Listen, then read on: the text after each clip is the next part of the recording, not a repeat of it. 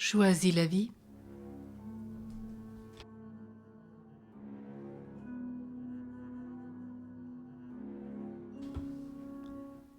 Je traverse l'épreuve.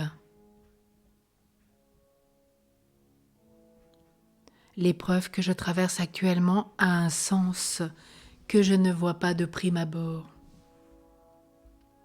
Je suis tellement ballottée que je ne sais pas dans quelle direction je vais. Je ne sens que mon désarroi et du coup, je n'ai plus de vision claire. Que je fasse bien la différence entre deux manières de vivre une épreuve. Dans la première, je me mets dans l'état de soumis rebelle.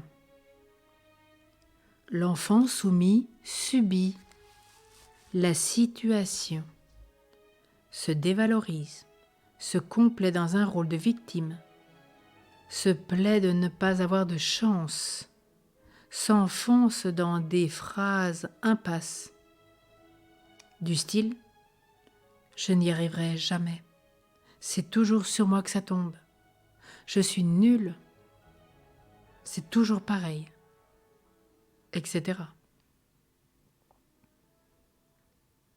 L'enfant rebelle n'est pas plus constructif parce qu'il se révolte, s'affirme contre les autres, déclenche des conflits qui ne débouchent sur rien, fait sa crise d'adolescence, et cela aussi bien à 16 ans qu'à 30, qu'à 50, qu'à 70.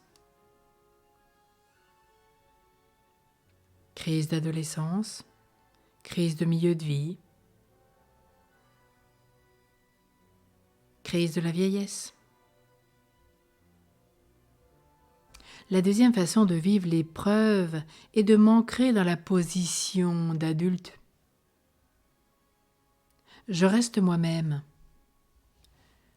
Quoi que je sente au début, comme dans un bateau sur une mer démontée. Certes, je suis en pleine tempête et le vent me pousse vers un endroit inconnu. Je ne peux pas commander au vent, mais c'est bien moi qui tiens le gouvernail. Alors j'avance dans la direction où le vent me mène, je maintiens à peu près le cap et je navigue plus ou moins vite, plus ou moins facilement, mais j'avance. C'est bien Ignace de Loyola qui nous l'a rappelé pendant l'année ignatienne, cette année de grâce, une année jubilaire, qui nous disait que dans l'épreuve, on ne change pas de cap. On maintient le cap, on attend que la tempête s'apaise. Et combien saint Ignace peut en parler?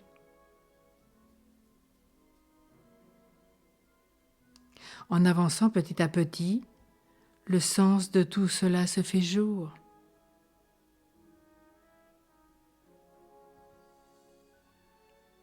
L'être mature et adulte en moi sait que la traversée de tout événement difficile permet d'apprendre,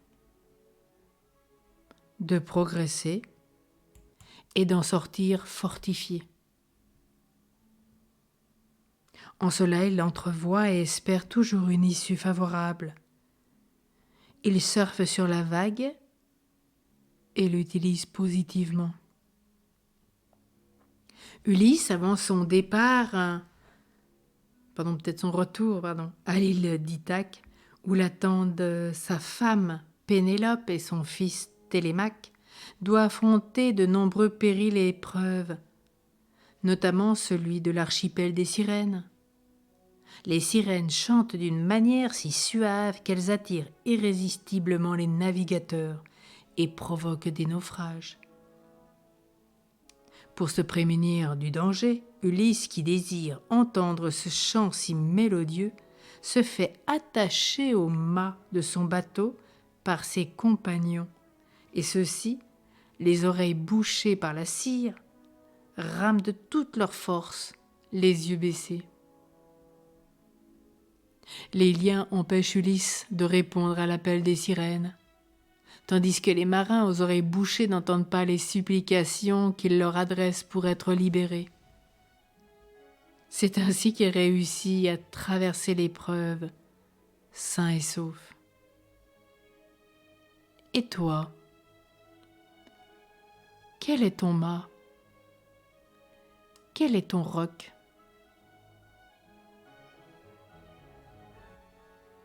Est-ce que Jésus, pour toi, est ton mât, ton roc? Il est bien dit dans le psaume, il est mon rocher, sur laquelle je m'appuie. Il est ma forteresse.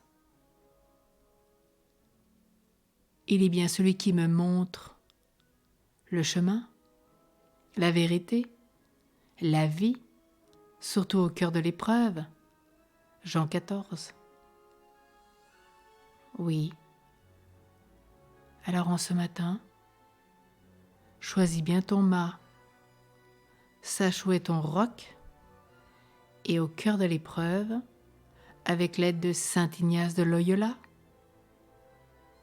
garde le cap. Attends de retrouver la paix intérieure pour changer de direction.